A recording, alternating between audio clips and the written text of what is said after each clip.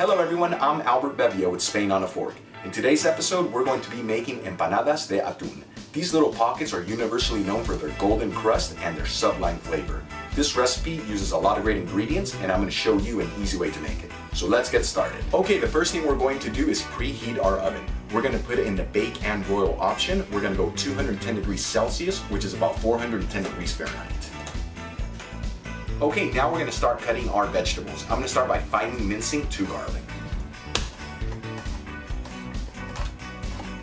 Next, let's finely dice 1 onion.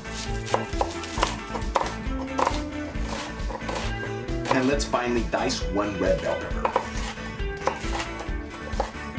Okay, now let's grab a non-stick frying pan, put it in our burner, and heat it with a medium heat. And let's add about 2 tablespoons of extra virgin Spanish olive oil to the pan. And once the oil gets hot, let's add our finely diced onion to the pan. About 4 minutes after adding our onion to the pan, and the onions already have a nice translucent color, let's add our 2 finely minced garlics to the pan. 30 seconds after adding our garlic to the pan, and you can already smell that beautiful garlic fragrance, let's go ahead and add our finely diced red bell pepper to the pan. Okay, it's been about 5 minutes since we added the red bell pepper to the pan. Now let's grab 1 cup of diced tomatoes and add it to the pan. A small pinch of white sugar, a generous pinch of sea salt, some freshly cracked black pepper, and a pinch of fresh parsley. Let's mix it all together, and let's lower our fire to a low heat.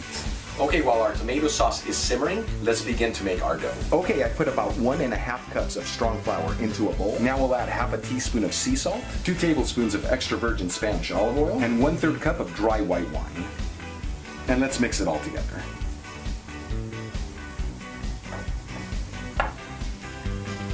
And after mixing everything in the bowl, let's go ahead and grab some flour and add it to a flat surface. Let's add our dough on top and lightly knead it for a minute or so. Let's make it into a ball and cut it in half. With this type of dough that we're using, we don't have to wait for the dough to rise. So let's go ahead and grab a roller and let's roll out our 2 pieces of dough into a rectangular shape. And once you've rolled out your dough and it's nice and thin, let's go ahead and grab a bowl with a 3-inch diameter, put it on top, and we're going to get 3 circles of dough out of each triangle. And with a paring knife, just cut gently around.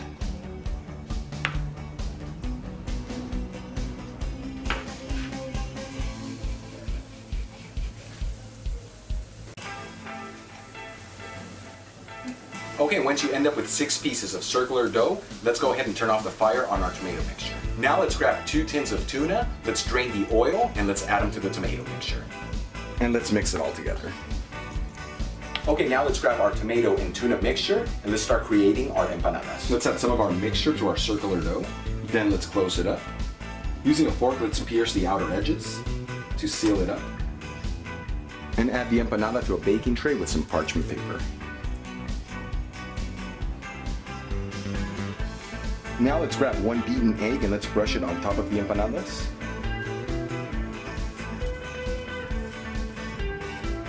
Okay, now let's add our empanadas to the oven between 15 to 18 minutes. Okay, it's been about 16 minutes since we added the empanadas to the oven, so let's go check on them. And these empanadas look like they are perfectly cooked, so let's go ahead and take them out of the oven. Now, traditionally, empanadas are eaten at room temperature, but you can also eat them right out of the oven. So let's go ahead and start plating our dish. Let's grab 1 of our empanadas and cut it in half. Now let's add 2 empanadas to a small wooden board and our empanada that we cut in half. And there's our finished dish of empanadas de atún. If you enjoyed today's video on making tuna empanadas, please subscribe to my channel so you can receive all my future videos. Until the next time, hasta luego.